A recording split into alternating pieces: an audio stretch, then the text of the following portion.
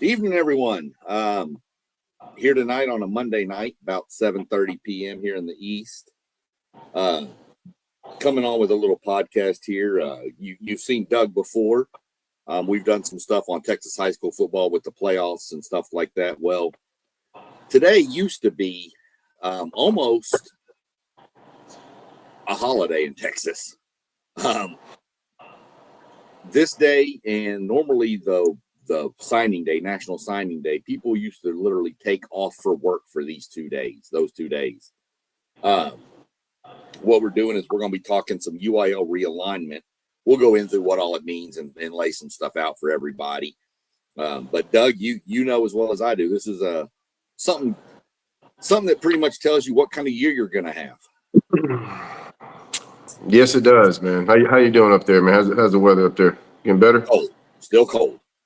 Okay. In fact, there was a few flurries going around before I got on this. We still got Nice. Yeah. Lovely. Nice and warm down here. It's going to be raining tomorrow though, but same old thing. I think we're supposed to get above freezing next week. Okay. Freaking muscle weather. Sleeveless shirt weather for y'all. Okay. It's the opposite. Down there, we pray for it to be below 90. Up here, we pray for it to be above 32. So, absolutely, man.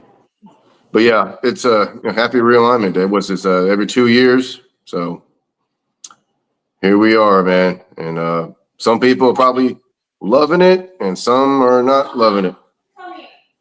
Yeah, and some are like nothing's changed. yeah, pretty much. It's crazy because there's coaching carousels in every sport, but a lot of coaches hold off to decide if they want to come back for another year until this day. And then when they see their draw, a lot of them will be like, yeah, I'm going to retire because their draw is terrible. So don't be surprised if you see a lot of coaches pop up as leaving starting this week. That's a good point. Yeah, it's pretty funny. But, yeah, I mean, what is it? I brought this up in our chat we have going with some of the other guys, and they were like, what is it for? And because we can't stop building houses out here and schools. Well, that's it. I had mentioned that they do it every year to kind of keep it more competitive with size-wises of schools and stuff like that. And one of the guys in our chat was like, let the small schools play the big schools. But I don't think he understands that you can't take a school like Hitchcock, 2A, 3A type school. They're not going to touch the field against an average 6A school. They're going to get destroyed because of sheer numbers and size, and it's just not. It would be no fun. Your best team, you could take Shiner or Refugio out of 2A and put them up against, I don't know, who's an average, you'd say 6A school, like a Crosby or something. Oh yeah, that's a good town. Crosby would crush them. Crosby beat them by 30. Just sheer numbers and size. And the other team, the smaller school, may even have the best player on the field. Doesn't matter. Right. Doesn't matter. They don't have enough around them. Right. Yeah. So that's one reason, and they do it so that schools that are generally the same size can play each other. You still have some of those, in the non-district, where you'll have teams that are 4As going and playing some 6As or 5As. You'll see that, but in district, they want it to be each classification to be kind of they're around their own people, around size. So that's why they do it every 2 years, because like Doug said, they can't quit building houses. There's 3 to 4 new high schools opening every year in Texas right now. It's insane the amount of schools. When we get into it a little more, you'll be freaked. I think Frisco ISD has like 16 high schools now. Oh, wow, already? Well, they're like Katy and Cypress? Bigger. That's insane. Let me put this in perspective. When I was in high school in Commerce, Texas, we were a 3A high school. Frisco was one of our district rivals. Now within, let's see, 30-ish years I've been out of high school. Yeah. In that time frame, they've grown so much that they have like added another 14 or 15 high schools. And these aren't no in Frisco. No, Oh yeah, Frisco. Yeah. Because I don't remember hearing anything about Frisco 20 years ago. No. And they went and you go through the growth and these are not 200 enrollment schools. These are 2,000 enrollment 2000, schools. Yeah, at least. Yeah. Some 3, so that's why they do this every 2 years. They do what they call snapshot day in October, where schools turn in their enrollment numbers. It doesn't count seniors because obviously they're not going to be there the next year, but it counts incoming freshmen. So they have a whole algorithm that does it. It's above my pay grade. And considering I do this free, so that'll tell you all I know. And the mock realignments didn't really hit it very well either. I don't think some of the ones no, some of them did, some of them didn't. So you just don't know. The problem is you're going to get some things right on a mock realignment, but if you can ever predict a mock realignment 100% in just one classification, you could make millions. Coaches would be paying you, hey, who we got? So that's why they do it every 2 years, because of the amount of growth and shrinkage from some of these towns. So that's why they do it. So we'll get into it real quick with some of this is, the cutoff numbers. So for the big boys, class 6A, and this is, there's two, it's going to get confusing. So I'm just going to we're not going to focus on everything else. We're going to focus on just football here. Okay. Because there's different numbers for basketball and all that stuff. Okay. But we're just going to focus on football in this. It would get way too confusing if we try to do that.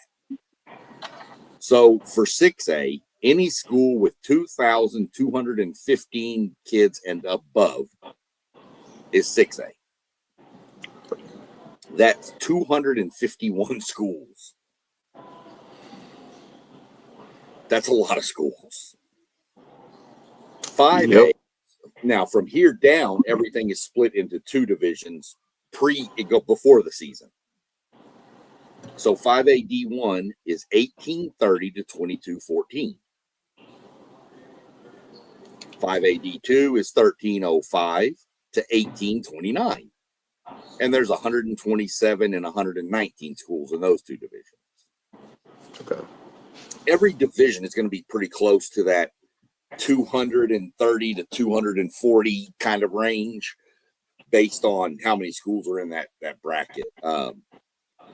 You get into 4A, and you're going to go, well, I'll just combine them. From 4A, you're going from 550 to 1,304 for the 2 divisions. In 3A, you're going from 246 enrollment to 549. Yeah, but now that's a pretty big gap. Division 2. That's Division 1 and Division 2. So you got to remember, like, if you say, so like I said 246 to 549, but 367 to 549 is Division 1. Right. I'm just going to put them in whole numbers. I mean, they won't play in the playoffs or district, but they can play out of district.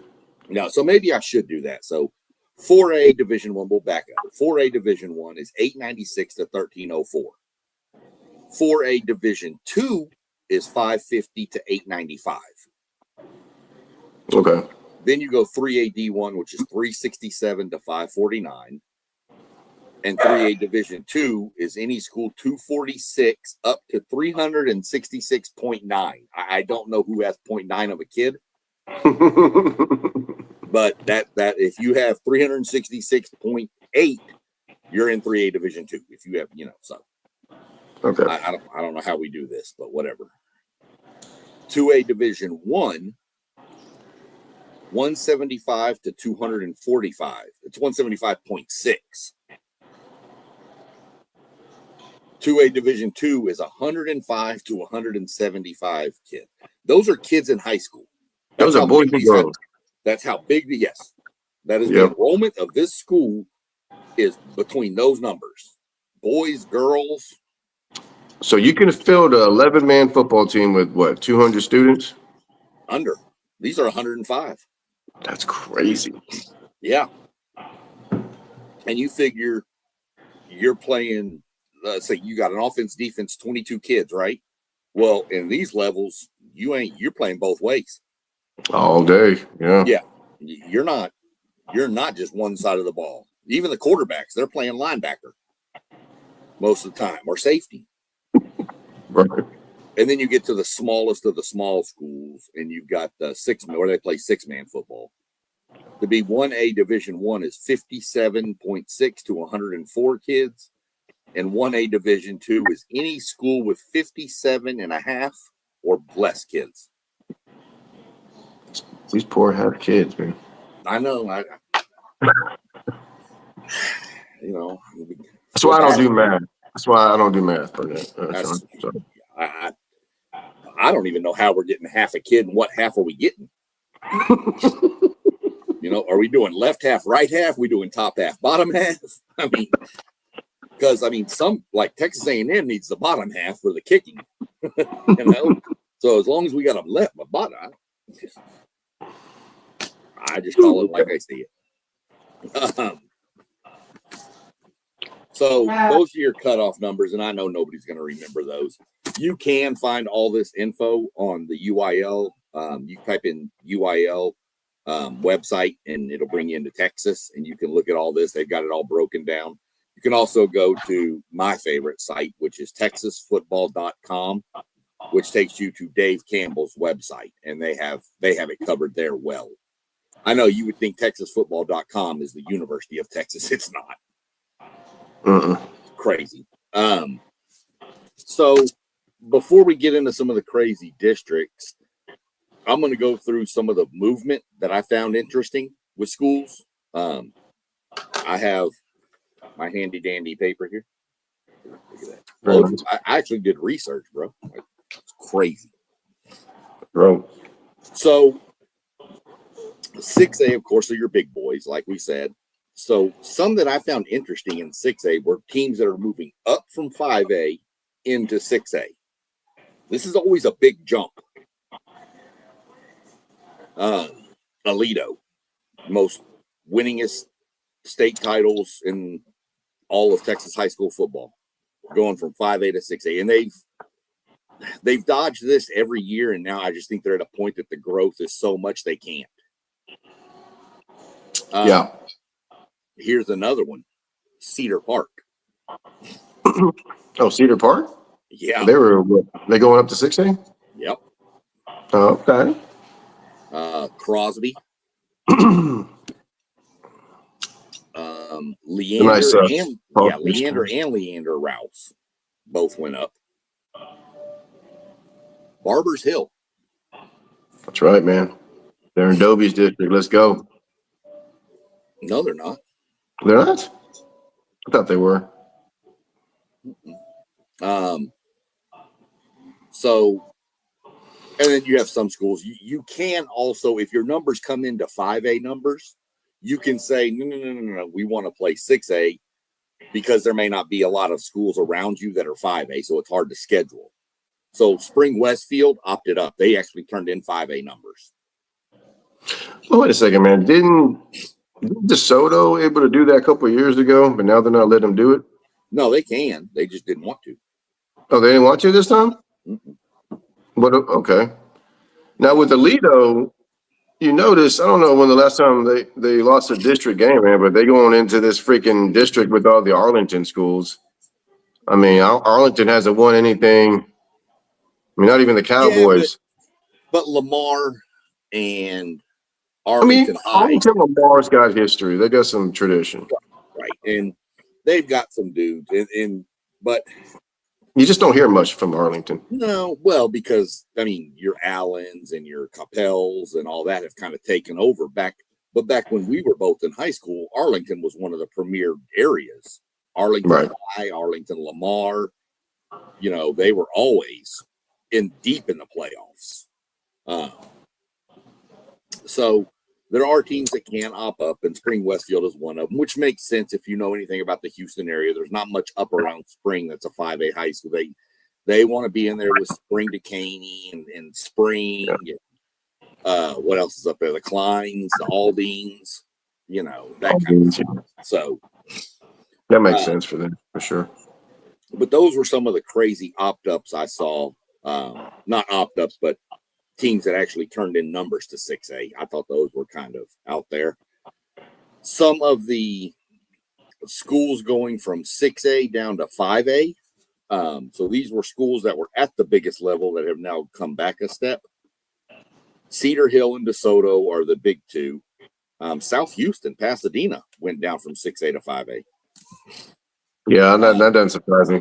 So hold on, Okay. Pasadena or South Houston? Or Well, both of them? Pasadena, South Houston. Okay.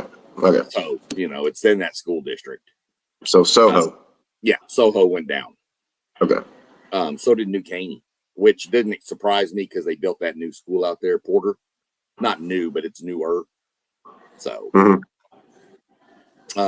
teams moving from 4A to 5A. Salina. No way. Yeah. No way.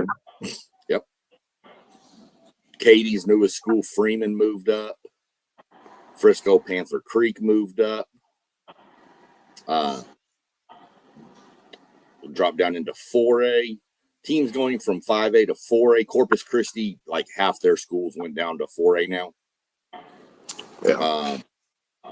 And the team that a lot of people will know about because one Johnny Manziel played there, Kerrville Tivy dropped down. Kerrville Tivy. Yeah, they went down to 4A. Teams going from 3A up to 4A. Nice. Hitchcock. There you go.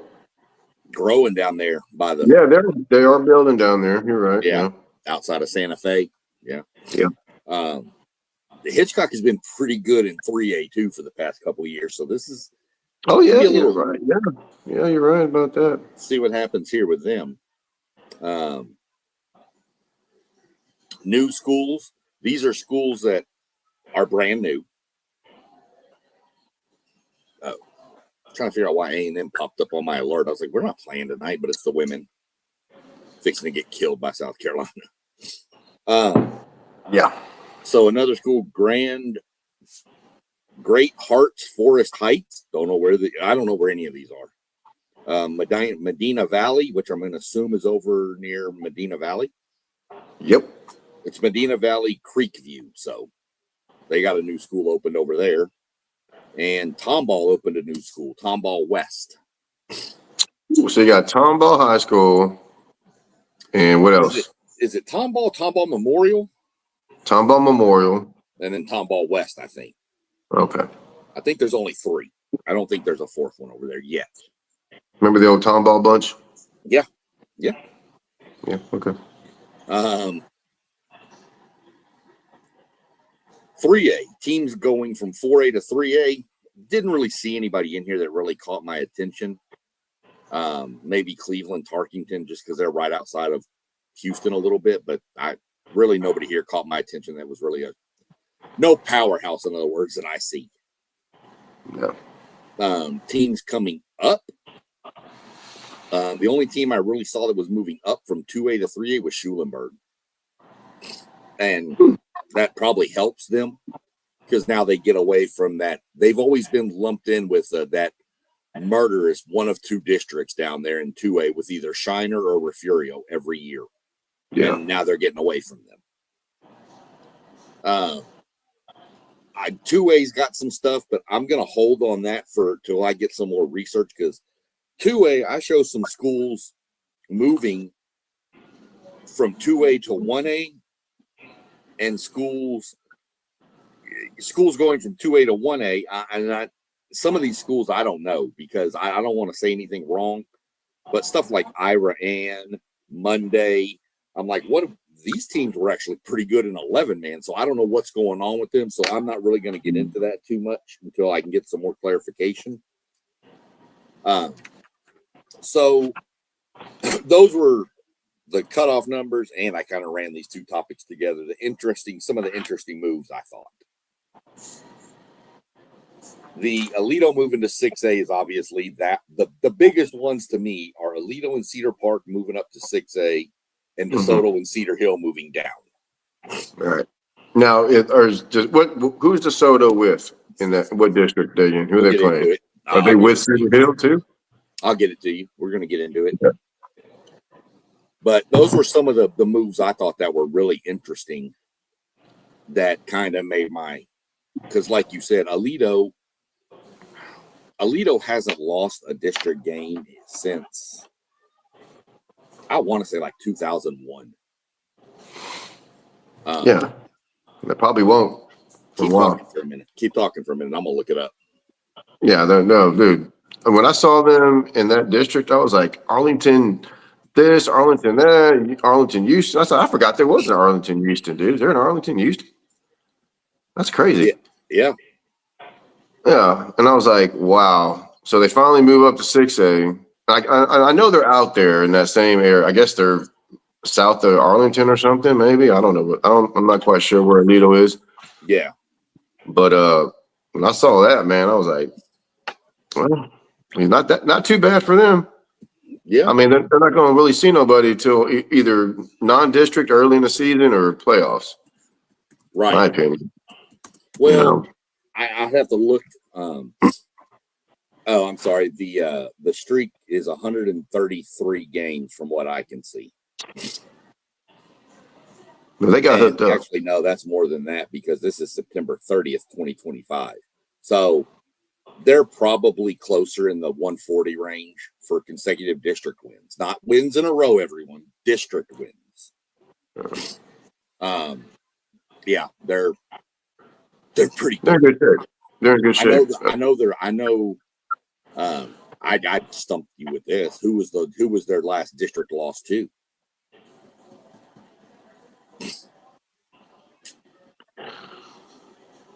I don't know. Everman. Is it back when they won state? I don't think they won state that year, but they were really good back then. I remember they were really good, man. The only reason I remember that is because Matt Stepp is an Everman grad, and anytime he gets a chance, he mentions it. They were the last team to beat Aledo in district. So it's the only reason I know that. I wouldn't have. There's no way in hell I'd have known that either. So jumping into some of the 6A, I need a better light in here. I think I'm just getting too old. I got to turn on my flashlight so I can see. Well, it's very small print. Let's go. So some of the districts I highlighted was District 3, which is Aledo, and all the Arlington schools in Granbury and Weatherford. So they really don't have a challenge. They could get bit. Well, but it is 6A, so it is a little different. Those teams do have a lot more size, but they went toe to toe with Denton Geyer and beat them too. So that's what I'm saying. Yeah, Denton Geyer. What the heck? They're not going to have a match now. Potential first round matchup. It won't ever happen. Aledo, South Lake Carroll. Man, that'd be nice. South Lake Carroll would destroy Aledo. I think so too. They definitely win. Yeah, Byron District 4, which would match up with District 3 in the playoffs. So there could be a little. The playoffs would be great. When Aledo gets in the 6A playoff, that's gonna be fun to watch, man. Oh yeah, everybody be tuned into that, like for real. Oh, like they're not going to have a bye. They're not going to have that 60-0 first round matchup like they've been having. It's just not going to happen. I highlighted District 6 just because that's where the biggest school in the state of Texas resides. Allen. Yeah. They're in there with Prosper, Rock Hill, Prosper Grove, all them Prosper schools. So, and the McKinney Boyd. So, That's That tough, man. that could be a tough little district there. I highlighted District 17. That's the North Shore of Tascasita, Summer Creek, CE King. That's where Crosby got thrown. Get out. There, Hey, you know what? Good for them, man. You know what? Throw them in there. it ain't gonna do nothing but make you better. You know what? I heard. I just read today that North Shore they're having trouble scheduling right now. Nobody wants to play them. I said I commented, hey man, call Dobie. Y'all played plenty of times in the past. You know. God, what was the matchup? There was a matchup that got announced week 3, and it's North Shore.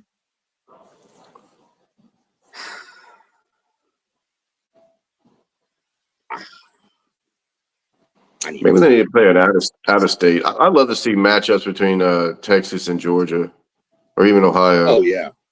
That'd be really nice, man. I don't care about those California people, man. But I'm trying to private find schools. this real quick. Let's see. Where'd it go? Matt Stepp posted it earlier, and I'm trying to find it real quick. I know Allen's got a nice non-district Crowley. schedule. Oh, really? North Crowley and North Shore, week 3. Where at?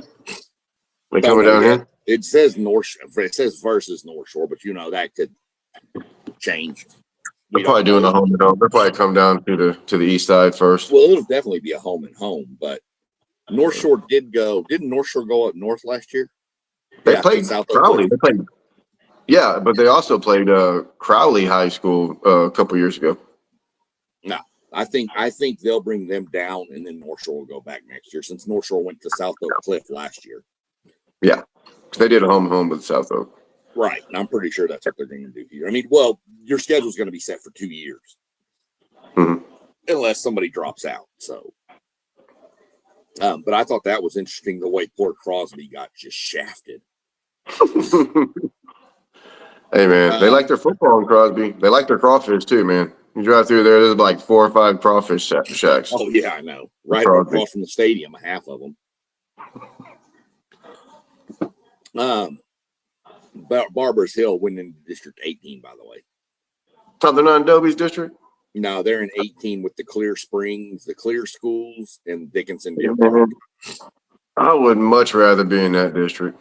That's a drive for Mount Bellevue down to Clear Falls, way down by Lamarck.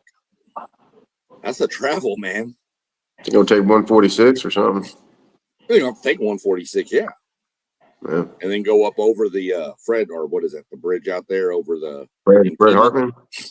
I don't know. Oh yeah, the one in Kima. Yeah, I know. Yeah, the one in Kima. Yeah, that's. Of course, I highlighted District 19. Dobie will get 4th place, man. Let's go. Who are they going to eliminate? Bro, probably Manville or Shadow Creek or something. You're out of your mind. Dude, Manville's loaded next year. Seriously. Okay, Manville is going to be way more talented next year than they were. Who else I got in that district now? Well, you got Alvin Shadow Creek. Brazos Wood. That's what I was thinking, Brad. We'll beat them. That's a drive for y'all, too, though.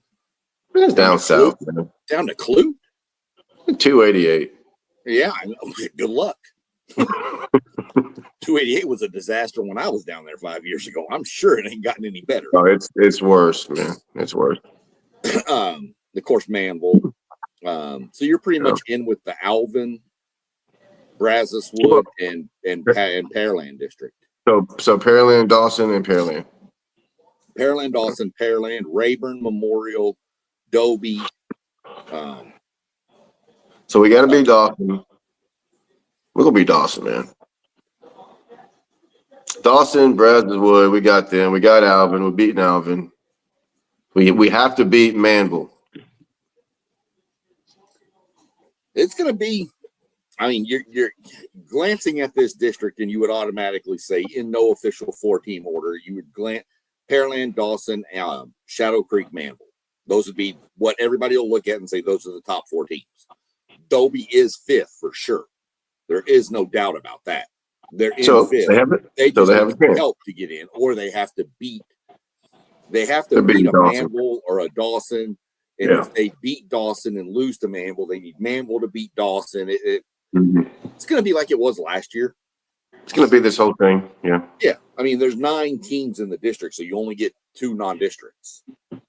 So how good is Dawson looking? I mean, I know Pearland should be pretty. I mean, I know Pearland has lost a lot, though. I think, but I'm sure they're going to be good. Senior heavy. Yeah, but it's Pearland. They're always good. They're just some years they're better. You know. Yeah. I don't never know with Dawson though. Yeah, Shadow Creek's got some talent. Like I said, Manville's going to have a quarterback that was actually the quarterback at Iowa Colony, I think. Or no, he was maybe the backup at Shadow. No, he was the backup over at Shadow Creek a couple years ago. So he's going to be the quarterback. We've got a couple of good. Well, we got receivers at Manville. I know that's shocking. Yeah, totally. Right. So it's a pretty. I like the challenging district. I mean, some of your potential by district matchups, though, you're playing the A-Leafs. Okay. Better than playing the North Shores. Well, but you also got Lamar. Houston Heights is actually pretty good. Yeah, Lamar's good. Down, but it's still Lamar. Yeah. You know, for sure. But then you've got Houston Stratford, Houston Memorial. So, I mean, honestly, I'd honestly say the 4 teams out of District 19 probably sweep the first round of the playoffs.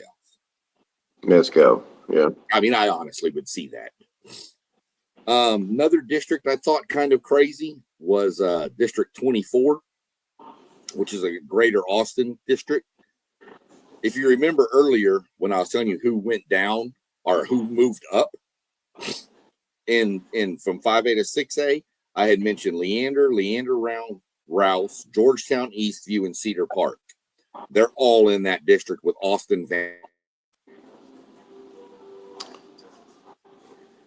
Vandergrift and Hutto are in that district, and the other 4 teams moved up. That's what Georgetown's in right now? No, that's what Austin Vandergrift, Georgetown Eastview, Cedar Park, Leander, and Leander Rouse all moved up.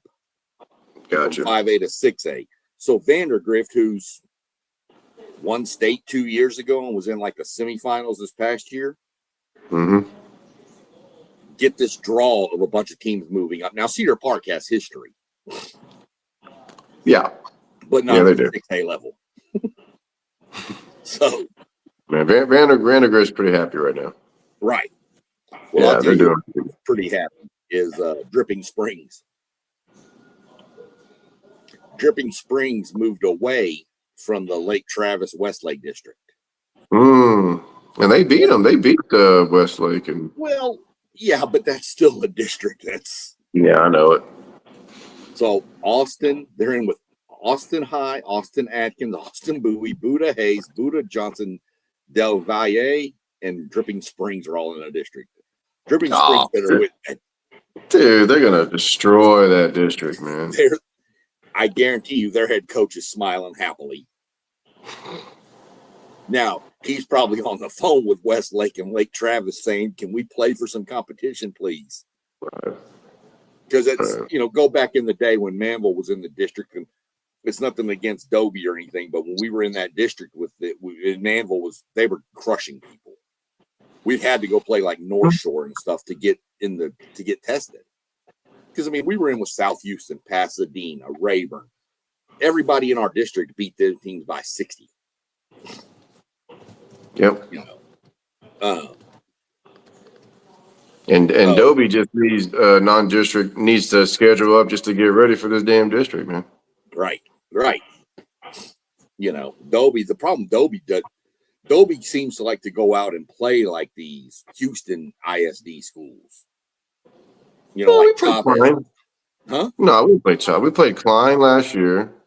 Played Lamar, Houston Lamar a couple years ago. Got smoked like 60 Yeah, I'm nothing or something surprised like y'all that. don't play Deer Park and Laporte and stuff more. Well, when I talked to Coach Pitts last year, he said he's going to try to schedule a game with North Shore. I was like, well, I think they're looking for a game. Well, So, um, yeah. I mean, I'm sorry. Winner hands down in 6A is Dripping Springs. Loser is Crosby. Well, I feel bad for Crosby. welcome to 6A, Crosby. Moving down into 5A Division 1, I highlighted a couple of districts. Denton Ryan, because Alito's now left. They're in their Denton Ryan. They're going to steamroll. They're like Dripping Springs. They've got like Sherman, Denton High School, Azle. I mean, they're going to they're have some challenges too. But then you jump into what I like is District 5. District 5 is one of the Frisco districts. Centennial, Heritage, Lebanon Trail, Frisco, Liberty, Frisco, Lone Star, Frisco, Reedy. They're also in with McKinney North and Melissa, who moved up. Oh, Melissa moved up, huh? Yeah, Melissa's pretty good too. Yeah, they're pretty good. That to me is probably the district of doom in this whole bracket. But you could, and this is where I was also throwing in not just interesting districts, but we're going to also talk about some potential by-district playoff matches. You could technically get Frisco Lone Star and Highland Park in the first round. That's a regional final normally. That's tough for them seniors right there, man. They got to deal with that first round. I mean, obviously, that would be hard for it to line up that they would meet in the first round because one would have to be the 4 seed and one would be the. So the odds are slim on that. But Okay. I'm just saying it's the option. It's there. It's there. It's on the table. I'm not putting money on it to happen, but it could. You're saying there's a chance.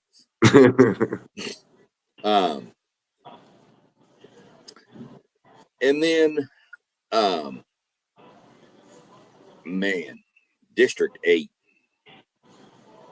Burleson Centennial, Cedar Hill, Cleburne, DeSoto, Lancaster, Mansfield Legacy, Mansfield Summit, Nice. and Midlothian.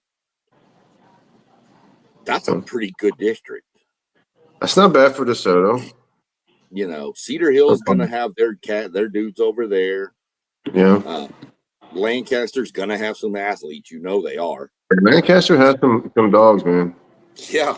They really do. The Summit and Legacy schools are normally got some talent, but I don't know how they're going to match up with the DeSotos of the world. DeSoto, man, I think they're gonna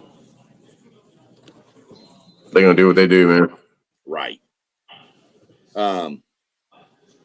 District 9, I highlighted just really because I was really pissed off at Laporte for making me look like a fool last year. Me too, man. But man, that's Goose Creek Memorial, Baytown Sterling, Beaumont United, Beaumont Westbrook is now down in 5A. Beaumont Westbrook is in 5A now. Yeah. Galveston Ball, Laporte, Lufkin, New Caney, and Port Arthur Memorial. That's a pretty tough little district. Yeah, it is, man. You got a PA school. Yeah. Those boys look like men, grown men over there. Yeah. You got Lufkin. Man, I didn't know Lufkin moved down. Laporte. Oh, man. Yeah. That's tough for Laporte. That's going to be tough for Laporte, man. Well, that's They should have won state last year. Should have. And then, bro, District 11. Who we got? Oh, my God. Give Started off with Iowa College. Angleton. Jeez. Fort Bend Dulles. Friendswood. Katy Free. Pasadena, South Houston, Richmond, Randall, and Victoria East. What the heck is those Pasadena schools going to do, man? Dude, traveling to Victoria too from Pasadena. Wow. Yeah. And let me tell everybody this. This is football only. Basketball will be different. They'll be in different districts. There is no way you're going to have Pasadena schools traveling to Victoria. It's about a 3-hour trip. For basketball, hell no. And then they play 2 times a week. So, like, let's say that South Houston went to Victoria East, and then Victoria East came to Pasadena to play Pasadena the next. That's just too much travel on these kids, especially midweek on a Tuesday. So basketball districts will be different. And again, go look at the websites, and they'll break it all down for who's in what districts for different sports too. So I didn't do it because Doug and I mostly focus on high school football. Not to say there's not some good basketball and track and all that down there, but there is. But football is mainly what we focus on. I know we have a buddy of ours, Joe Moss, who's got a nephew who jumped on one time with us, who plays at Georgetown. So I highlighted their district. What they got? You shouldn't make the playoffs, but brother, you better hit the weight room. College Station, A&M Consolidated, Georgetown, Killeen Shoemaker, Leander Glenn, Pflugerville Connolly, Pflugerville Hendrickson, Pflugerville Weiss. Ooh. Just the top 2 schools that I mentioned, the 2 College Station schools, is not going to be fun. Pflugerville Weiss has been good. Leander Glenn's a newer school, up and coming. Pflugerville Hendrickson has had some dudes in the past.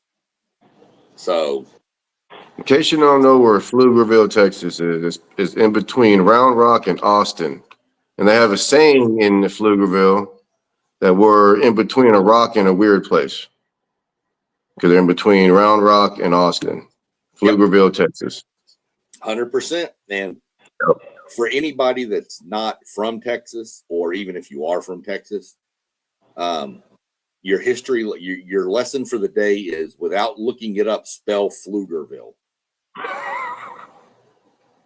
And for a bonus, Kirkendall. But let's do Pflugerville first. For a bonus, spell Refugio. We can do a whole show on names nobody can spell correctly in the state of Texas. No kidding. I'll give you a hint if you're trying to spell it without looking it up. They play football at Field. Literally, that's what it says. P-F-I-E-L-D. Field. Pflugerville. Sometimes they used to, and I don't know, maybe they still do. They used to just put the P in front of remove the F, like put a slash through the F, like it's silent. Weird.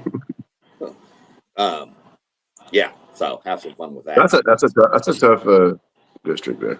But you're right, Georgetown should they should make the playoffs. Yeah. But they're going to be tested to go. I mean, they done lost a couple of Power 4 kids. Yeah, well, we got one guy. I mean, I'm gonna be rooting for him just because of Moss's nephew. Hey, what year is he gonna be? Junior? I think a sophomore. You gonna be a sophomore? I think he was a freshman last. Very nice, very nice.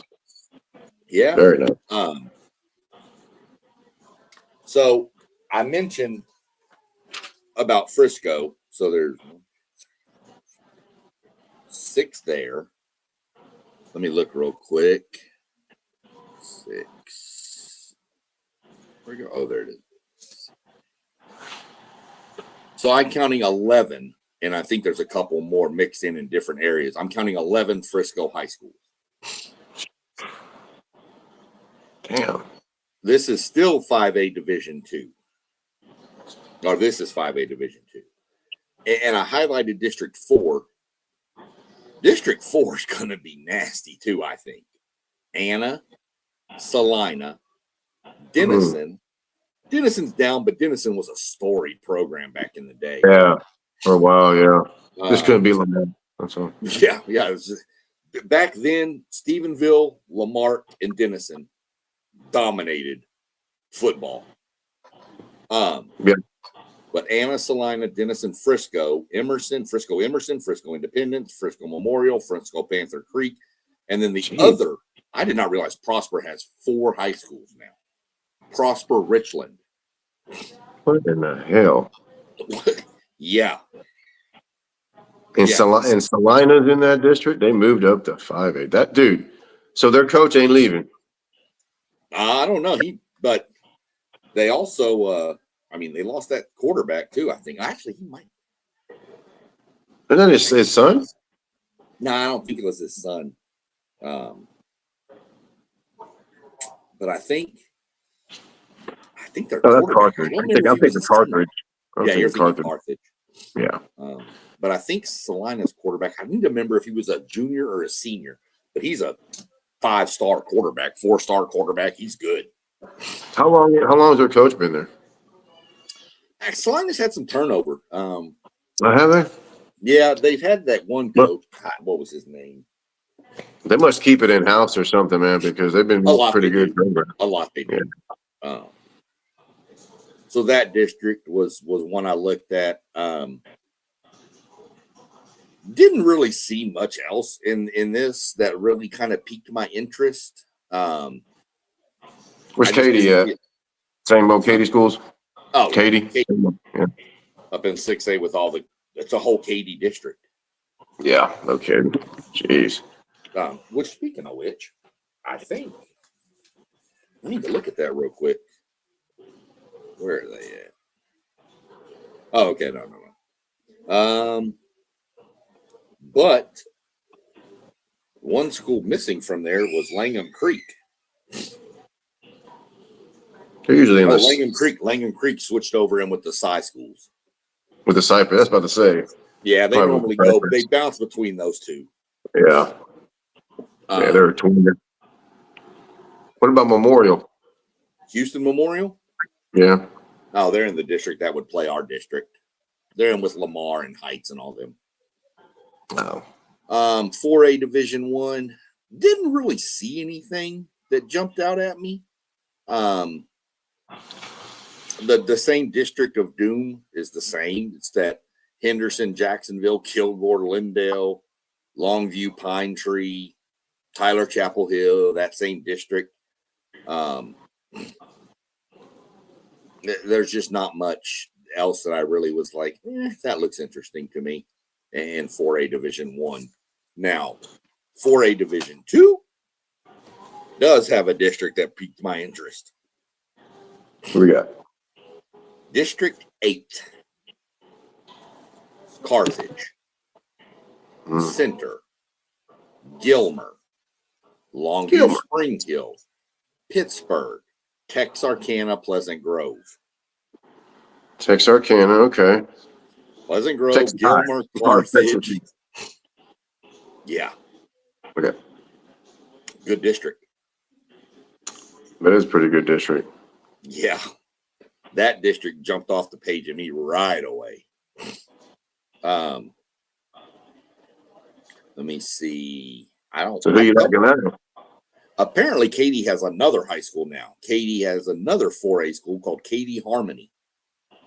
What is going on down there? I don't know. People keep moving down here, man. Right. District 16. I'm gonna give a shout out to Kingsville King, just because that's where my mom went to high school. There you go. They're in a district that they're gonna get killed in, so it's fine. They're terrible. Really, Doug, I hate to say it, dude, but 4A Division 2, just going ahead and writing Carthage for state championship. I don't see anything that's going to compete with them. Why doesn't Carthage? How many more kids does Carthage need to move up to 5A? Well, they're in 4A Division 2. They still have to go to 4A Division 1 first. They could jump all the way to 5A. I'd have to look up their enrollment numbers and then match it up and see, but Dude, I don't see anybody. I just really don't. I'm looking through all the districts. I just don't see it. I don't. So they're gonna win their 12th or 13th in a row or something. Something. I mean, not in a row, but yeah, a lot. I mean, Yeah. there's West Stark with Silsbee Jasper. I just No. I don't see it. Wimberley's always good, but I mean, I hope they schedule up a non-district at least, man. they always do. They Okay, always good. do. They have to. Yeah. 3A Division One, another. Didn't really see much going on. I mean, this is where my alma mater, Commerce, lives. We're in the same district we were last year, same exact teams, whatever. I don't really see a lot in this whole 3A Division One that changed. Where's Sealy? Stephenville? Sealy. Oh, Sealy? I don't know if they're 3 Division 1 or 3 Division 2. They ain't done nothing since Seals Jones was there, man. No, they were good last year. Yeah, okay. Where is Sealy? Let me see if they're 3 Division 2. So Stephenville should still be in 4A. Where the hell is Sealy? That's a good question, Doug. Maybe Sealy moved up. Oh, there they are. They're in 4A Division 1 now. Oh, they moved up. Hell no, Nice. I think they were like 4A last year too. They're in with Bay City, El Campo, Navasota, Needville, Brookshire Royal, Sealy, and West Columbia. El Campo Rice Birds, man. Right. Bay City was pretty good last year. Bay City Black Cats, man. They were good for a while back in the day. Oh, yeah. That was another one of those teams. Yeah, I don't see a lot that is in 3A Division 1 that looks like it changed a lot. So won't spend a lot of time on that. 2A or 3A Division 2 was one that I had literally nothing highlighted because I don't see anything there. When do the schedules coming up, you think, man? They still got a schedule game. Some are probably already out. I want to see if we have any out of state games, man. Yeah, that's going to be tricky. The problem is a lot of the 6A districts that would do those games, a lot of those are like 9-team districts. So, I didn't see any. I'd have to count it up. But there's been a couple of years. There's been a couple of 10-team districts where you have no non-district. You play straight district. That's crazy.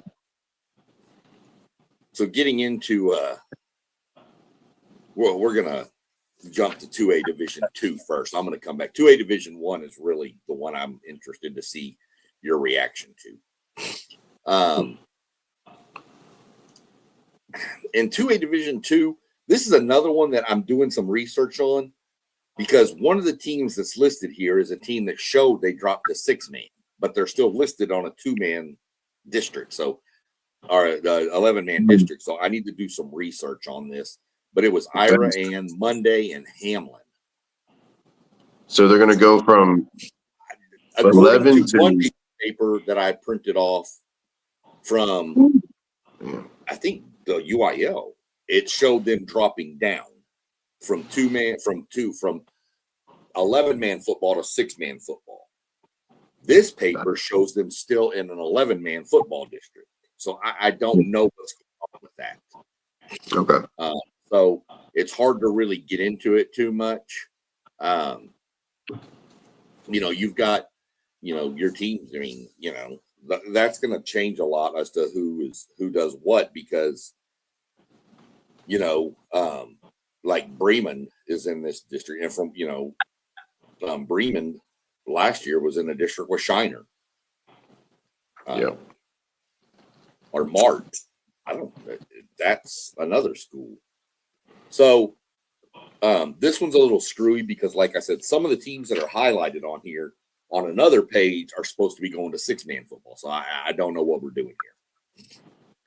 But how often do a 6-man go from 6-man to 11-man? it happens every now and then, believe it or not. I bet that's pretty exciting for the town. Yeah, I mean, you would think. You think so, huh? I say that, but some are like, I don't like this. You know what? If it was 6-man in their town for like decades and decades and decades, and then I guess I can understand that. Yeah, going I up mean, to like 11-man. Like a town like Strawn. They had the whole Texas 6, the documentary. Right. Which, FYI, if you ever go down I-20 out there by Strawn, better stop and eat at Mary's Cafe. Mary's Cafe. Okay. That is the best chicken fried steak you will ever sink your teeth into. How far is that? Where is that at? Way out there in the middle of nowhere. Okay. Get on I-20 and just start going, brother. Just head on. Okay. But yeah, Mary's Cafe. Yeah, go there and eat. Okay. Chicken fried steak. And it's the size of the plate. I would imagine. Yeah. But looking back over here, I mean, that's 2A Division 2. Mart's in 2A Division 2. Mart, one of the premier programs too. They were dominant for a while. They've kind of fallen back a little bit. Yeah. 2A Division 1. You got some powers in here, brother. Munster's in this classification. Abernathy, Spearman. There is one I need to jump back to in the bigger schools. That's good. That shocked me that I didn't realize. I skipped it, but there's some powers here. But what caught my eye here in 2A Division 1 was Region 4, which is pretty much South Texas, way south. But District 15, and there's only a couple of teams worth really mentioning here, but one's Ganado, and one Shiner. Shiner Box. Shiner and Ganado were in the district together. Now, District 16, that's where you find your other spelling test, Refugio. Yeah. And then the school that I don't mean to make fun of them, but I'm making fun of myself while doing it, so I will. When I was littler and couldn't really pronounce things, I thought it was called Skidmark-Tynan, but it's actually Skidmore. But I was like, I do not want to go play for Skidmarks. I'm thinking about underwear. So,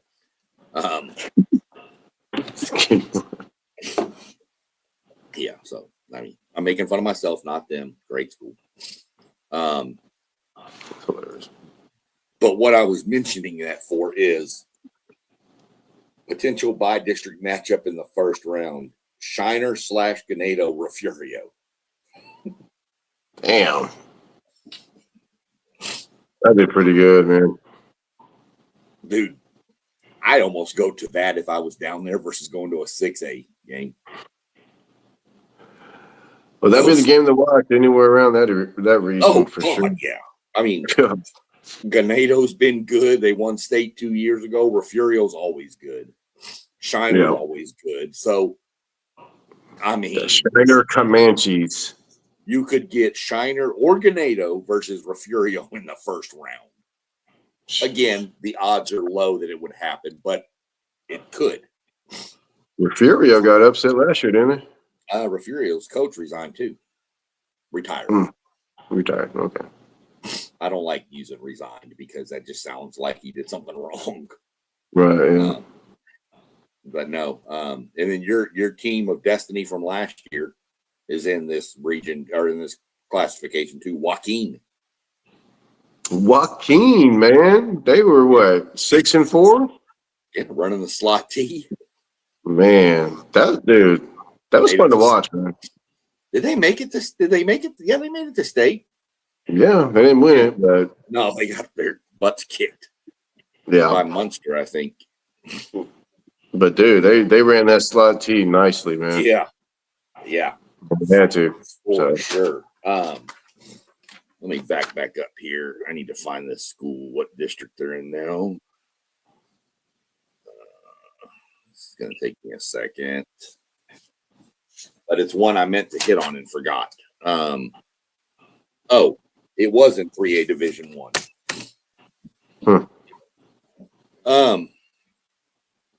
District 5, Dallas A+ Academy, Dallas Life Oak Cliff, Pilot Point, Pottsboro, Whitesboro, and Gunter. Gunter moved up. I moved up from 3A Division 2 to 3A Division 1. Okay. So everybody in 3A Division 2 is really happy now. They must have built a couple of apartments out there or something. Something. Could put a few more trailers out there. It's whatever. Some tiny homes. I don't know what they did, but we got four. We got another half kid, so now we got a full kid. So yeah, I know, right? Yeah. I want to see a 3/4 kid. Do a 3/4 kid? I haven't seen one. A 0.9 is a pretty full kid, I think. You might be missing hair, but hell, so am I. So am I a 0.9? What the hell am I? I probably don't want anybody to answer that question either. It's an interesting little day. It's a lot of information for outsiders. People like me and you, we can kind of go through it and know, because you kind of know a lot of the school. I could probably go through all of the 6A districts, and you'd probably know half the schools, if not more, in every district. You might run into a little struggle with going into the Valley schools, but you still probably heard of them. Oh, absolutely heard of them. People from outside of the state probably don't understand it. I've been up here 5 years, and I've never heard of them doing anything like this in Ohio. To where they move people from different districts and stuff. I've never seen that, unless they may do it every year, where a school's like, "Hey, we got less kids, we're going to go to a slower division." Or I don't know. So they just stay where they're at, no matter what. Huh? That's wild. I need to find out. I was really hoping one of the guys from the would jump on with us tonight to go through it, so I could ask them, because I was really curious how they do it here. I mean, do they just say, "Look, this is do they look at it every year and say, "Okay, this is your enrollment. You're going to be in Division 2 or because they have like Division 1 through 7." And do they, but it's like 1 is 6A for us, and 7 is 1A for us, so it's backwards. But I don't know how they do it. Does a school say, "We've got 500 kids"? Okay, well, you're in division. And does that change next year? Hey, we got 600 kids. Oh, you're in a bigger division. Oh, we're back to 400 kids. Now, do they have to move around all the time? Do they not move around? Do they play whoever they want? And then when the playoffs start, they get sucked into divisions? I don't know. I don't know how it works. So I was really hoping that one of them would jump on with us to kind of maybe give some insight, but I'll do some finding out on it. We're going to go ahead. It's just, I think it's just, I mean, how's the growth up there? I mean, are they still building up there a little bit? I mean, yeah, out by where I am, up on the north side of Columbus, they're building pretty heavily. Okay. They're in what they call the Olentangy School District, and I think there's 5 high schools here. But see, what I've noticed here is when a school gets to about 2,500 kids, they build. Like, their schools are pretty much except for the privates, the public schools. But the public schools. So 2,500, they do what? They build a new school. No kidding. Well, that wouldn't fly in the town of Allen. I'll tell you that right now. They would vote that down so quick. Oh yeah, quickly. We ain't building another school. You got to afford that. We ain't building another school. Right. Yeah, I mean, you got places like Cypress, Frisco, and Katy that have 12, 14, 16, 18 high schools. And they all got 2,000 kids, pretty much, right? 2,000 something kids. Katy's probably sitting close to 3,000. Yeah. You got some of these that are, well, Galena Park has over 4,000 kids, and they got 2 high schools there. Mm-hmm. One's really good and one's not so much. But not so much, man. yeah, With so it's a little screwy if you're not from the state or don't know anything about it. It can be a lot of information to kind of gather in during this. And some people probably will look at it and go, why did you even worry about wasting time doing this? And I'm like, but for us, every 2 years. For the next 2 years, these are the teams you're going to play in football. For the next 2 years, this are your district. You have to finish in the top 4 in this district to make the playoffs. Mm-hmm. And I like it when it moves around a little bit more than it has recently, because I like getting different blood in the first round of the playoffs, so to speak. Yeah.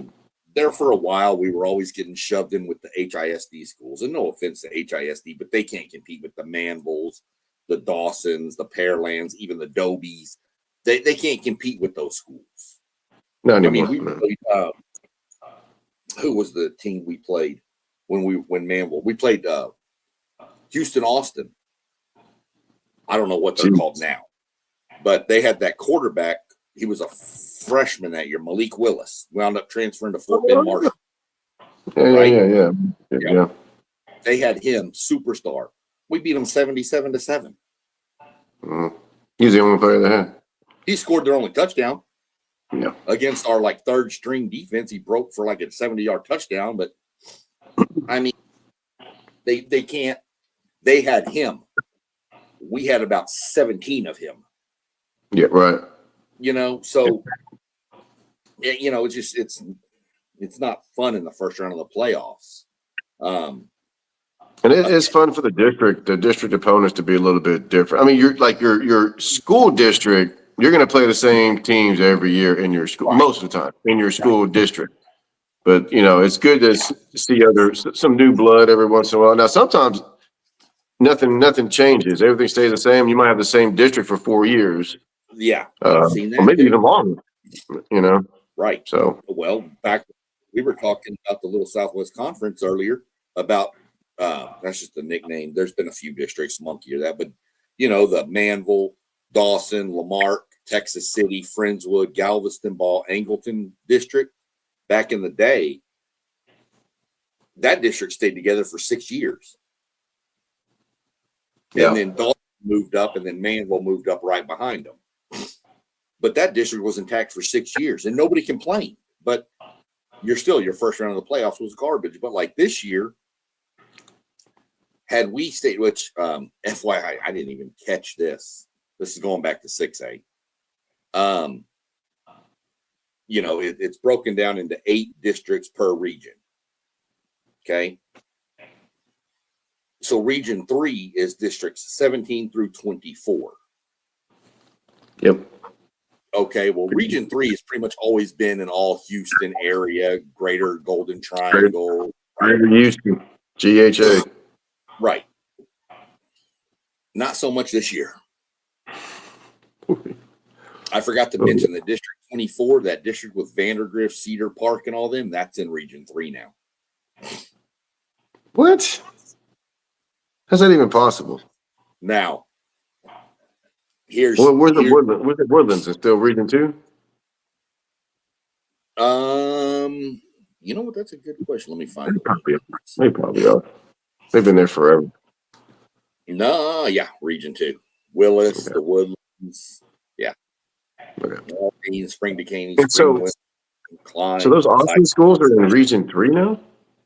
Those, Vandergrift, Cedar Park, Hutto, Leander, Rouse, Georgetown, Eastview. Yeah, those are all in Region 3 now.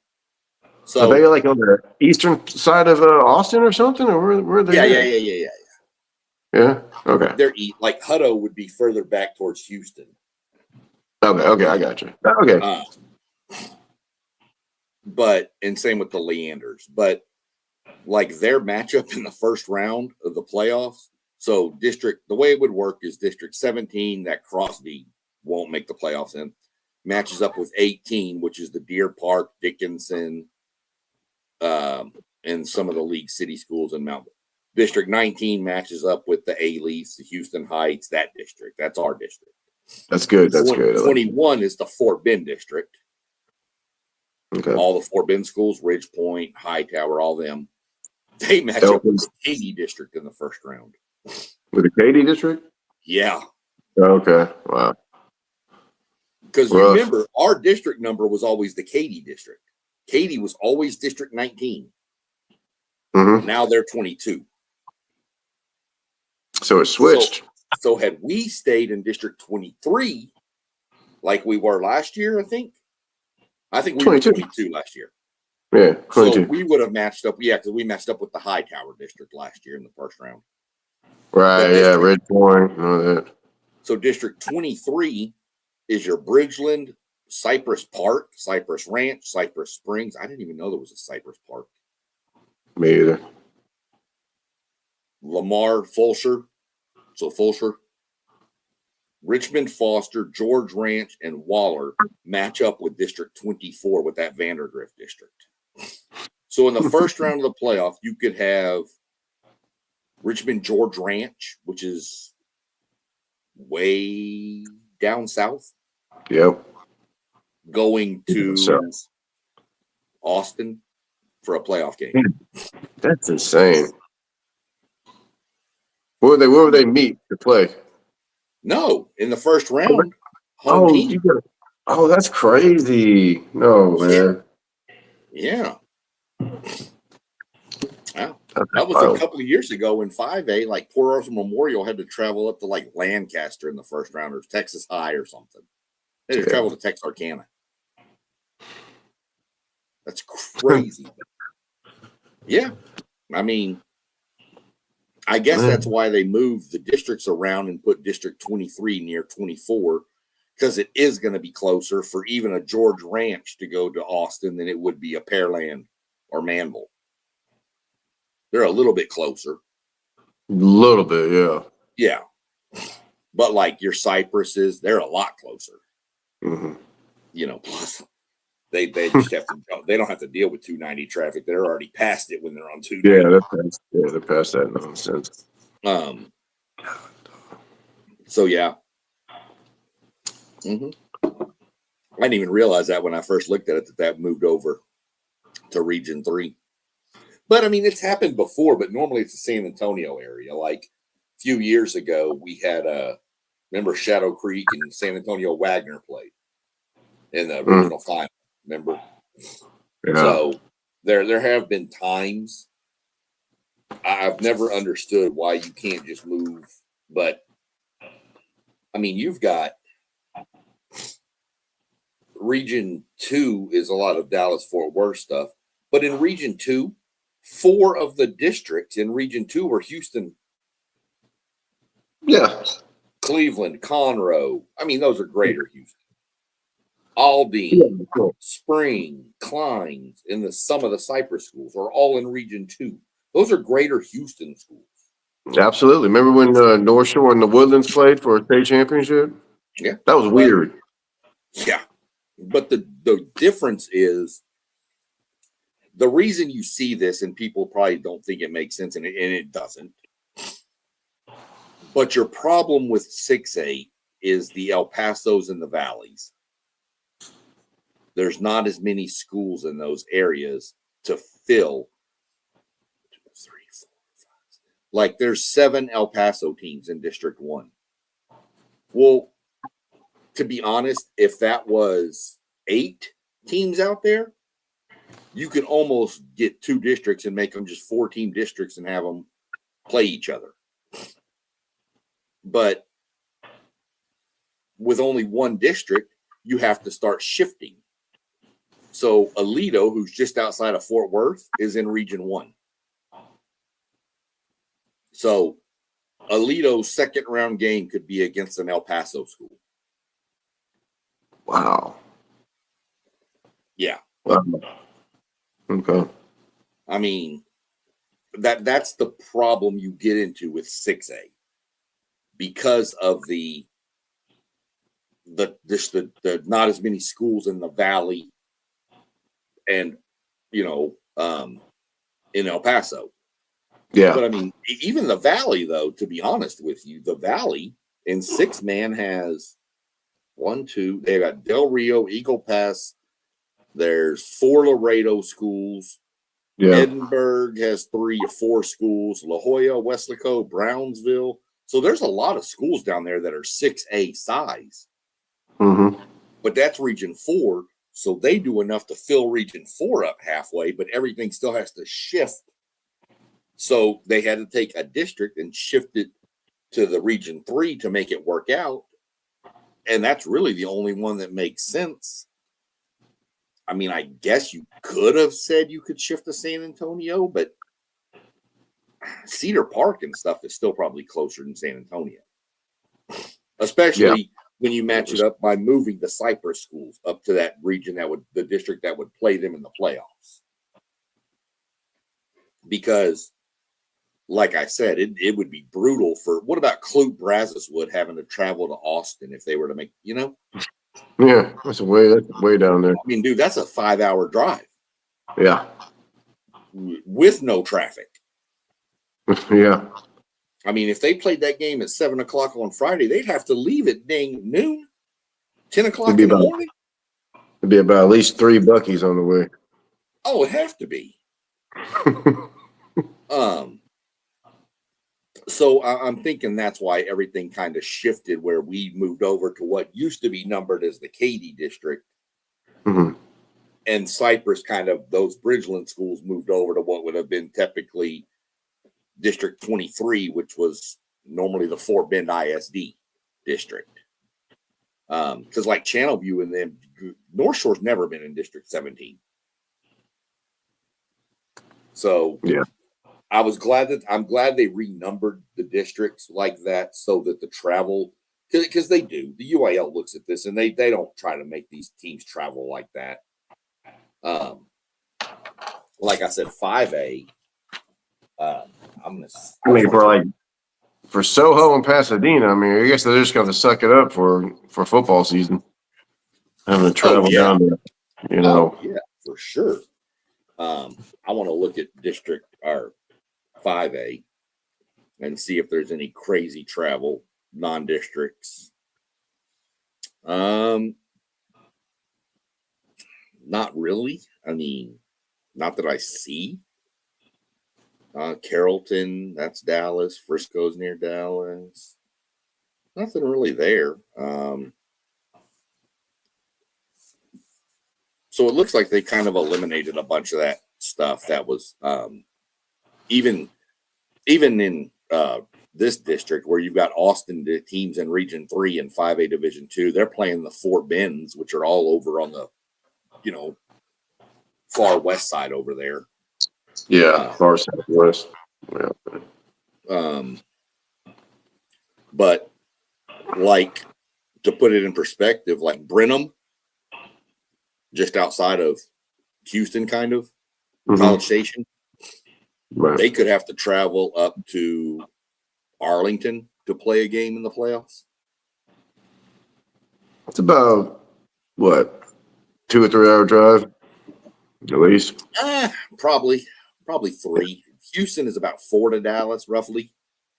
Oh, if you're in Pearland, it's 4. If you're in the Woodlands, it's 3. Well, yeah. And it depends on how fast you want to go. That's for another topic. But I don't see it really, to be honest, it looks like they've done what they can to eliminate these huge travel disparities in the first round of the playoffs. It looks like they've done a lot. Because I think it's only 6A and 5A that do the travel home and home. I think everybody else is neutral. Which makes sense because when you get into those 4A schools, some of that can be pretty travel. Yeah. But I do remember it was a couple years ago when it was one of the teams in the Golden Triangle, Port Neches or PAM or one of them out there that had to literally travel to Texarkana High School to play a playoff game in the bi-district round. That's ridiculous, man. Dude, you're talking one corner of the state to the other. Now, luckily, it's the shortest corners of the state. Yeah, but that's still a good 5 hours, man. I can tell you it's still longer than it is to drive across the state of Ohio. I'll put it that way. I can cross Ohio in 4.5 hours. I can't even get to the border, Oklahoma, in 4.5 hours. No, the only border you can reach in 4.5 hours is Louisiana. Oh, yeah. You can't reach Texarkana. You can't reach Oklahoma. You sure as hell can't reach New Mexico. And you really can't reach Old Mexico. Yeah, yep. people don't understand it. It's a huge amount of travel. So looking at it, I like the way they've done it, to where it looks like they've taken a lot of that. Because I honestly think if they would have left Katy in that District 19, it would have put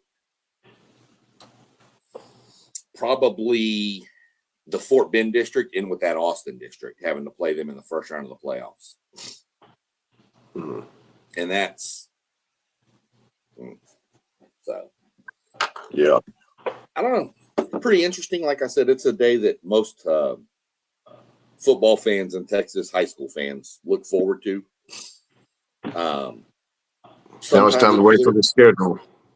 Yeah, sometimes it's a little more interesting than others because things change a lot. Sometimes they don't. They're starting to change more often now because you have more schools being built. Yep. And they're having to figure out where to put them. So you're seeing a lot more change now. Back when we were in school, nothing changed. Not very much. We were in the same district. I can tell you, we were in the same district in Commerce from my 7th grade year till my senior year. No kidding, really? Actually, I take that back. My junior, senior year, we dropped 2 teams and added 2 teams. So we got rid of 2 other teams and brought in 2 teams. But that was the only difference in 6th grade to 12th grade was 2 teams. That's the only thing that changed. See, when I was in high school, when I took my junior year, we had the Clear Lake schools, which was just Clear Creek, Clear Lake. We had Texas City. We had Galveston Ball and the Pasadena school. And then my senior year. Wouldn't you have had Lamarck back then? Lamarck was 4A back then. Really? We were 5A. Yeah, Lamarck was 4A. Well, they but won Texas 5A City was 5A. titles. Texas City was 5A back in like 93, man. Like 92, 93. Yeah, so was Texas Lamarck. City was 5A. Lamarck was winning state back then at 5A. No, they were in 4A. No. Dude, when I was in high school, Lamarck was in 4A. And they would play Galveston Ball every year, which Galveston Ball was 5A, and they beat them every year. And Galveston Ball would beat everybody in 5A. But then my senior year, it changed to we got Deer Park and Smiley, the old 5th Ward school that no longer exists. Yeah, I was fixing to say that thing doesn't exist anymore. Let me look. I'm looking this up real quick. When Lamarck was winning those state championships, there was 4A, man. I'm telling you, you're wrong, bro. I'm looking right now. They lost to Stevensville. The time they lost to Stevensville, and they beat Denison. All right, I gotta get to the back pages here of the archive of the magazine. I mean, it was only 5A back when we were playing. Yeah. All right, keep talking for a second. I'm gonna go. Oh wait, here. Yeah, I'm gonna go grab my damn magazine. Hold on. Yeah, dude. Lamarck was 4A. They beat the Denison 3 times, and they lost to Stephenville and Art Briles 3 times. 6 state championship games in 4A. Won 3, lost 3. Same teams. Crazy stuff. There you go. Hey, look at that. There you go. Okay, this is from a couple years ago, but it'll give me what I needed. Okay, let's see. Check out the 90s. Yeah. 93, 94, 95. I'm trying to see. Oh, they changed it. They changed it. They just have a list. 4A, and Texas City was 5A back in 93, man. I remember. Went down there and played them over there my junior year. Windy down there, man, that stadium. Yeah, they used to have it listed in here to where it would be like the year and then every classification, but now it just shows who has them. Stephenville has 6 of them. Yeah, Lamar played him 3 times. Lamarck has 5, 95, 96, 97, 2003, 2006. Yeah, pretty impressive. I need to look it up. I need to get I got to get a different magazine, one of the different ones. But if I'm not mistaken, too, I think Lamarck went to 7 consecutive state title games. Well, they definitely went to 6 for sure. Yeah, I think they went to 7. I think they lost. I think they lost 3 to Stephenville, won 3 against Denison, and then they lost to Stephenville again, I think. They might, they probably did. But I know one of those years, them and Texas City both won state because they were from the same district. I want to say it was 99. It wasn't 99. It would have to be 95, 96, or 97. No, it was either 98 or 90. It was 98 or 99, brother. They didn't win state in 98 or 99. Yeah, I'm telling you, dude, because I'm telling you Mac, right here. I can tell you. Let me tell you, I know this, man, because Mac Brown came in at 98, Texas, and he went down to Texas City and he signed 4 guys off of their state championship defense. I think that was 98, 99. Texas City had 99. You're right, 97 and 99. 97 and 99. But Lamarck was 95, 96, 97. Yeah, so 90. So was it 97 they both won? Right. There you go. And that was 5A. Yeah. That was the biggest 5A? classification. Yeah, that was a 5A. But when they lost to Stephenville, they were 5A. Stephenville was 5A. The 2003, 2006, they were 4A. Are you sure? They were 5A? I have to get one of my different magazines that has it broke down like it used to, where it tells you the 5A, 4A, 3A winners every year. There's no way they were 5A and not when I was in high school in 93 and 94. No, because they were not playing in state championship. 4A, but then they moved. Well, I'm gonna go look. I'm gonna look it up and I'll shoot you a text and let you know. I'll look it up. And like I said, I gotta find 94 and 5A was what, the John Tyler that crazy game with Plano East or whatever, that comeback? I think that was 95. I think that was 94. 94. Maybe? I think it was 1994. That crazy. Was that Plano versus who? Tyler? No, they had to be. When was that? 92, 93, or something like that? 94. Yeah. Because the 93 state championship, they played them at the Astrodome. Which everybody that's watching, you can find this game on YouTube and other places. 1994, Plano East versus John Tyler High School. Where Earl Campbell went to high school. The greatest high school football game probably ever played. Go watch it, and you can comment on this stream, and I'll respond. I'm telling you, one of the most insane. You'll hear the announcer, the greatest lines of all time. I think I'm going to be sick. I think I'm going to be sick, yeah. I think I'm going to throw up. I don't remember exactly what he says, but yeah. Go get it. Watch that game. You go watch the highlights, and you'll be like, wow. Second greatest game is probably the Manville Highland Park game. It's definitely up there, man. That was wild. 2017. So, yeah, I'm going to look that up, and I'll shoot you a text either later on tonight or tomorrow or whatever. But I'm 99.9% positive Lamarck won it when they were 5A against Stephenville. When they played Stephenville. I never thought Stephenville was 5A, man. I thought there was always 4A. You got to remember, 5A was the biggest, and then when it went to 6A, Stephenville and then kind of fell backwards. Because that's when all the suburbs started popping. So I'll look it up. I guarantee it's in one of my magazines out there. I've only got about 20 of them. So I want to say Permian and Judson played for the state championship in 93, maybe 95. Possibly 93, 95, somewhere around there. That was the year Judson beat them. The Judson Rockets. The Rockets. How many state titles does Converse Judson have? I had quite a few, man.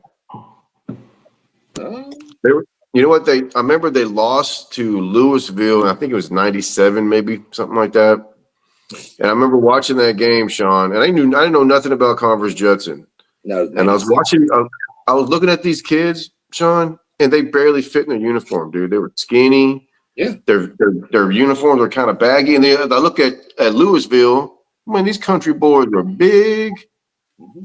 They were just lined up. They killed them. But I was like, this is a state champ. How the hell did they get here? That's back when. I think back then Louisville was running the triple option. Yep. Yeah, all maroon. Solid maroon helmet, maroon socks, maroon pants, everything. Man. I remember they were. I can remember that game. They were just feeding the fullback up the middle dive after dive. He was just And then the defense. You could see the defense, and then they pitch it outside to that little. They had a running back, and he just. Yep. And them Judson kids were like small, and I was like, how the hell they get here? But man, that's just program football, man. They just.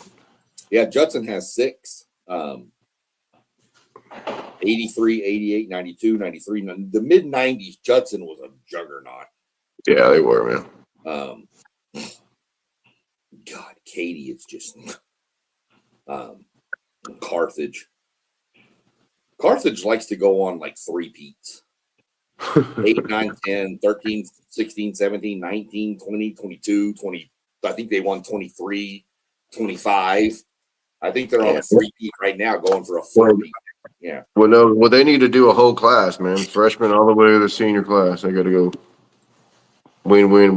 Yeah, I don't know that anybody's ever done that. I don't know. Stephenville would have come to mind.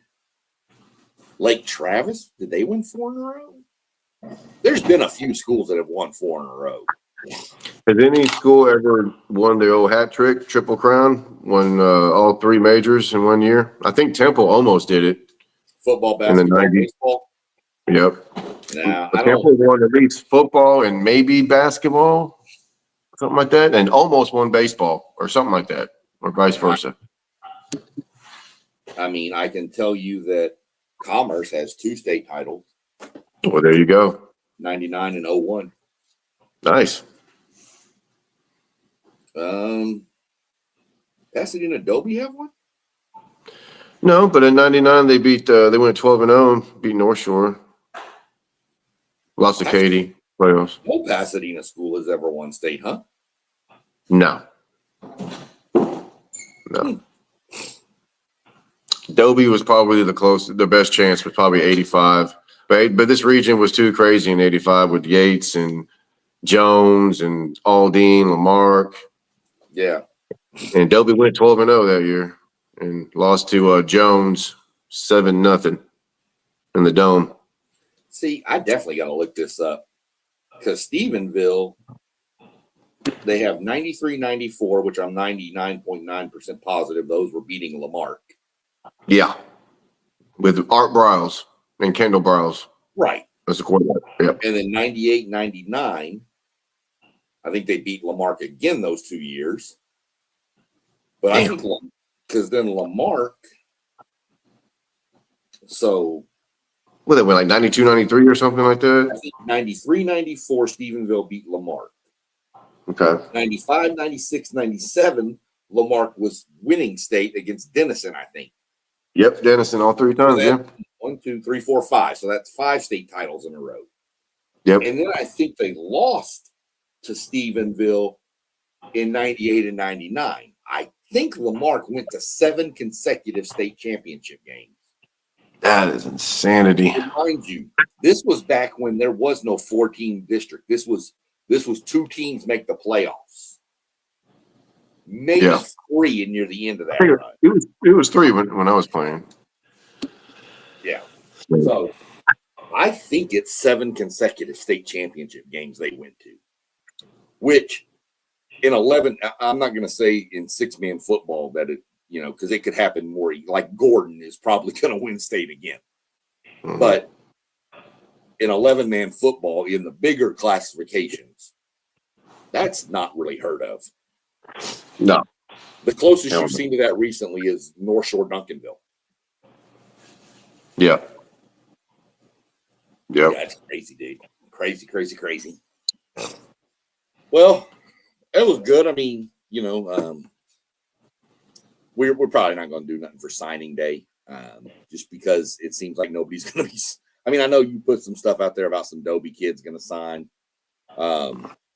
We can see, but I know Wednesday I'm probably going to be watching the NASCAR race. Speaking of which, you may want to stay tuned in, anybody that's watching, because there's a potential for more snow in North Carolina Wednesday, so this race might be pushed back again. Damn. Yeah, Okay. pissing me off. I'm trying to see some damn racing. You're ready, man. You're ready for it. Hey, dude, I want to know more about the truck series, man. Do they actually race trucks? Yes. Dude.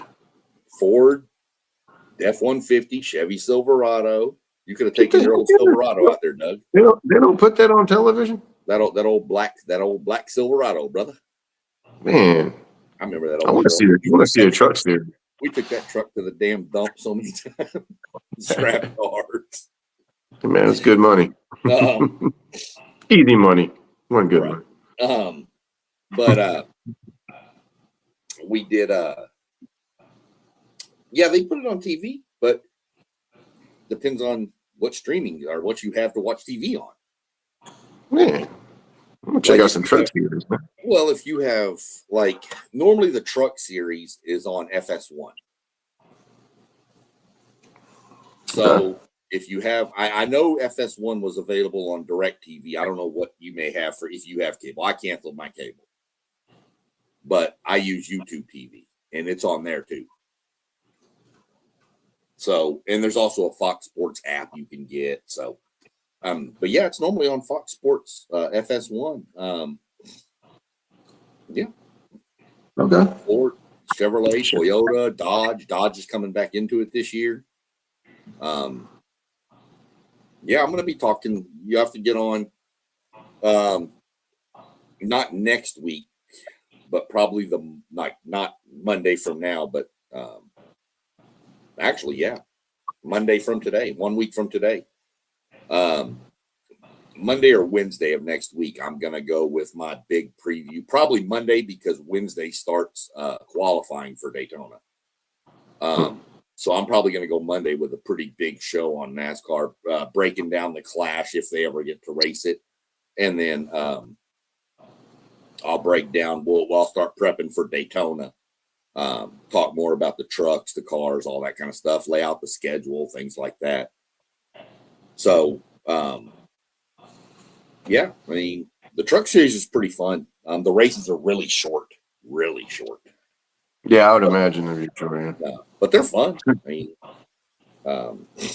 yeah, you can go on YouTube, look up NASCAR Truck Series races or highlights, and say, you what, it's trucks. I mean, obviously they've got bed cover. They're not like tailgates and all that, but it's a truck, brother. It's pretty neat. Pretty fun stuff. So, other than that, pretty much gets us where we're going. And now we're just, now we're in a holding pattern till damn August. Maybe when the schedules come out, we'll jump on and do another show with, we'll look at the schedules, give each other like a week or so to kind of look through them a little bit. Find out. There's got to be a good out of state game, man, because those have been pretty popular around the nation. Teams, Georgia, Florida, Texas.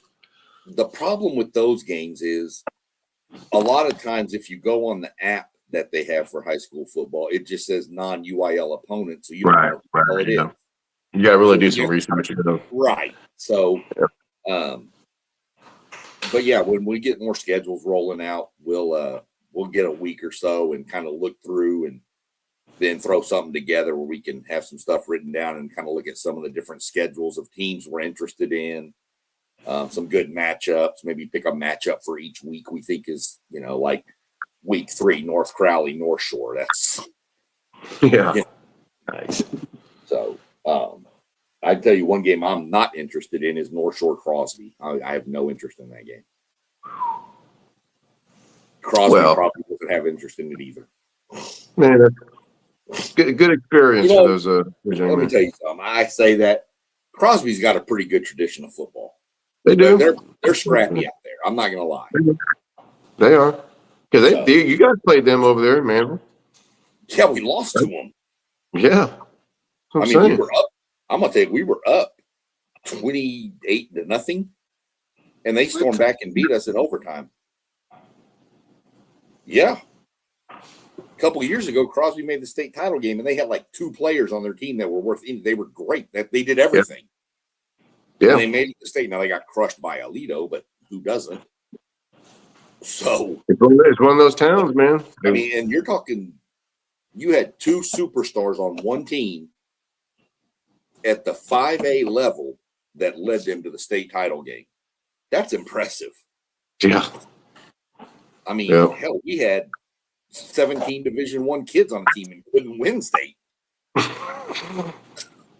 Sometimes we didn't even get there. Nope, I've seen it. I've seen it a few times. I was there. I saw it 3 years in a row. Again, I go back to my old statement. If I'm starting a college, I'm red and white. Those are my colors. Katy, Carthage, North Shore's got some red and white. Duncanville, yeah. Boards. So, other than that, I'm going to jump off here and go see what's going on in the world of, I think my Dallas Stars are playing right now. So, go watch a little hockey.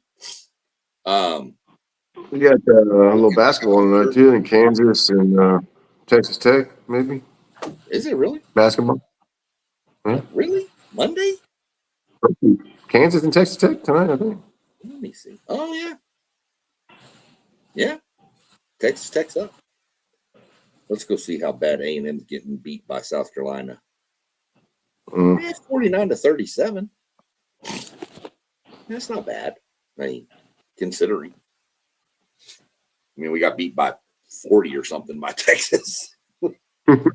Our girls' basketball team is terrible.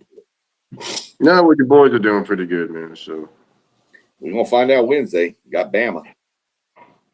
Yeah, Bama didn't look too good against Florida. Dude, Florida's scary. Yeah, Florida's got like 5 7-footers. One dude doesn't even play. He's 7'9". Yeah, no, they do got some tall dudes over there, man, for sure. I mean, dude, I'd have to if there's a dude 7'9" guarding me, I'm gonna have to just turn around and throw the ball as high as I can to get it over him. Damn. Right. So, anyway, go enjoy your evening. Tell your girl next time you talk to her, tell her I said hi, and I'll be looking for her some softball stuff. And before this, we need to get her on with you one time on here and do some softball talk. Yeah, we can do it, man. I mean, you want to get some of our teammates, get a coach. Shoot, we can do all that. Talk whatever. I mean, but she's in the know. I mean, obviously, we know some of the better programs. Oklahoma, Texas A&M. Yeah. But curious, who they play, who's in their conference, things like that. Get some insight from her, and figure it out. Like I said, see where they're going to be. See if I can't make it down and watch a game or something. So. Yeah, man, they'll be in Pine Bluff, Arkansas. Yeah. They come to Louisiana. They go to Mississippi. They come down here, play TSU. Oh, do they? So, yeah. Yeah. So, yeah, we need to see about getting her on, even if we can't with her schedule and everything. I mean, we still need to get on and we need to get some softball talk. I mean, there's tons of good softball. I mean, I watch softball. Yeah, no, you should, man. It's a very fast sport. A lot of people don't know. There's a lot of people don't know about softball, man. Well, like we said on our podcast Sunday, I said 5-10 years ago, was anybody here watching college volleyball? No. But now people are. Yeah. 5-10 years ago, nobody was watching college softball. Mm-mm. Now it's it's the one of the hardest things.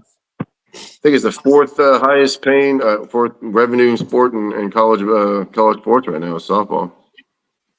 It's probably right behind. It's probably right behind football, basketball, and baseball. Yeah. But it's a very, very fast sport, man. You got to be a good athlete. You'd be amazed if you learn more about it. Yeah, because I mean, you get on here, we can talk about the different base size paths and all that based on baseball. You know, field sizes, things like that. You know. People don't know that the field never changes in softball. The size of the field, only the distance between the bases and of course the circle and the plate. Those distances changes, but the actual field itself is the same size field when they're 4 years old up until they're 24 years old. You know what I mean? Really? So, yeah. And people look at the ball, it's big ball, right? But the bat is actually thinner. You know how baseball, the bat's thicker and the ball's smaller. It's the complete opposite. Yeah. You know. Yeah, we need to get down. We'll find a day. We got nothing going on, and you got nothing going on. I got nothing going on, and we'll. Spring break probably. So you got spring break. Well, I mean, even without her, I mean, even if we want to get on, you know a lot about softball. Oh, yeah, you can give some insight to people about like I said, the field. I didn't know that. Yeah. I mean, obviously, I knew that the bases and stuff change as you progress, but you know, like people probably don't know how far is it from base to base in softball. You know, in baseball, it's 90 feet. Isn't it like 60 feet in softball or something? Yeah, well, you notice in softball on a routine ground ball, you can't if they bobble the ball, they're going to be safe. It's like in baseball, you know, the guy can bobble the ball 3 times and still throw the guy out. Softball is a lot faster. It's a faster sport. Yeah, and I mean, I can imagine it's got to be harder to grip that softball to, you know, get it out quick. Yeah. You know, because it's so big. If you get half the ball in your hand, it's going to fall out. Whereas in baseball, you can regrip because it's smaller. Right. So I don't know. We need to get together and like I said, it is. If your girl can join, fine. If not, we just need to start breaking it down. Like, you know, we can do softball for beginner podcast, just like I do my NASCAR. I mean, see what happens. You know. Okay, we'll talk about it, bro. Yeah, we'll get it squared away. I'm gonna go look up that Lamarck shit. I'm gonna prove you wrong. Yeah, let me know. Shoot me a text, man. Yeah, I will. I'll look it up. I'll catch up with you later. All right, brother. Have a good night, man. All right, peace.